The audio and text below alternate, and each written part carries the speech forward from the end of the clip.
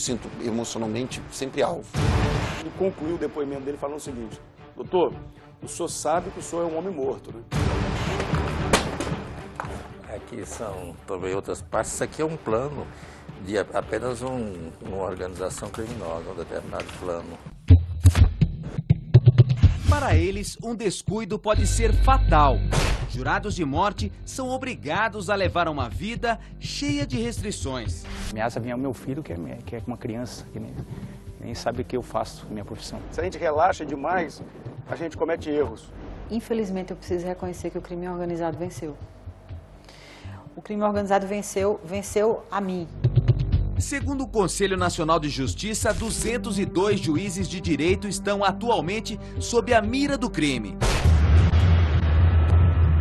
E nós viajamos por 6 estados para conhecer algumas dessas histórias. São magistrados que atuam não só na área criminal, como também no direito trabalhista, civil e atingem até aqueles que decidem sobre questões eleitorais.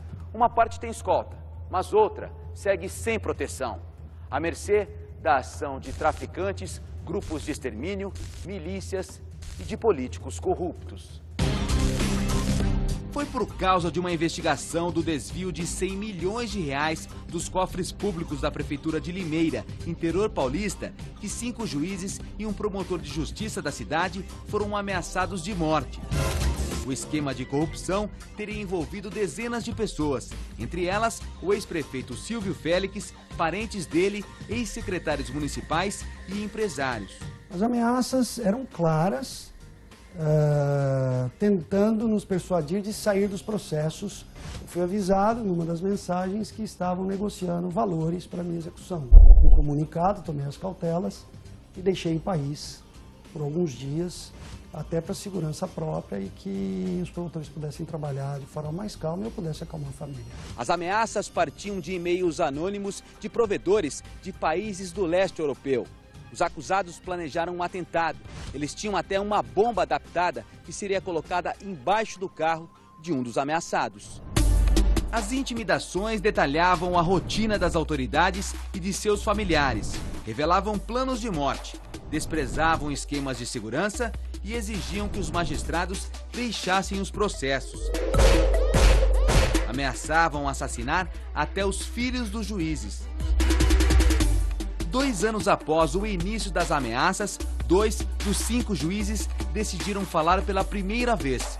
A gente já recebeu várias informações de atentados via Disque Denúncia, o que de um lado é bom, porque você fica sabendo antes da hora que você está correndo esse risco. O senhor teve que se declarar e pedir de continuar no processo pelo teor das ameaças. Me deixou num estado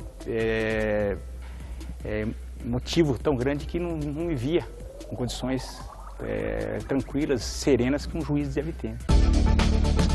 O medo aumentou depois que um dos ex-secretários investigados no esquema de corrupção na prefeitura foi executado por 2 motoqueiros em 2012. Crime ainda não esclarecido. O que aconteceu bem próximo do fórum ano passado, quando o senhor chegava aqui? Fui abordado por 2 pessoas, uma que desceu a pé e veio ao meu encontro, bateu no vidro, só que por sorte armado, o carro era blindado e daí tenho que agradecer a um vigilante aqui do fórum que foi muito perspicaz e percebeu a atuação, já sacou a arma e evitou que algo mais grave acontecesse. Se o objetivo era atrapalhar o processo que julga o esquema de corrupção, não deu certo. 5 ações estão em andamento. Já a investigação das ameaças, que contou com a ajuda de autoridades estrangeiras, foi concluída. O advogado Cássio Haddad e o ex-PM José Carlos Roque Júnior foram identificados como autores dos e-mails intimidatórios e, por isso, acabaram condenados a 184 anos de prisão cada. Esse ano eu completo 17 anos de magistratura. Eu nunca imaginei que a criminalidade pudesse chegar ao ponto de afrontar o judiciário.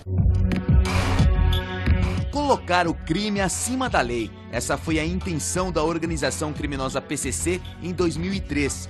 A vítima, Antônio José Machado Dias, na época, juiz de execuções penais, responsável pelos presídios no interior de São Paulo que abrigavam os chefes da facção criminosa. Eles tentaram criar um exemplo para a justiça e que eles poderiam ser mais poderosos do que o próprio poder instituído. Nos últimos 16 anos, 4 juízes brasileiros foram executados. Quando se mata um juiz, esse medo se difunde e gera como benefício para o crime organizado o fortalecimento da lei do silêncio, a inibição de delatores e um mais fácil controle de território. O juiz é um símbolo do Estado de Direito e, ao atacá-lo, os criminosos estão, na verdade, atingindo a população. Afronta a Constituição Federal. Quer dizer, nenhum juiz então pode julgar o processo. Ou tem que julgar, tem que absolver por medo, por temor da vida, de se pagar com a própria vida, ou a família pagar por isso. Na reportagem de amanhã, a rotina dos juízes que vivem sob vigilância 24 horas por dia. O meu filho mais novo, que tem 14 anos, já nasceu escoltado.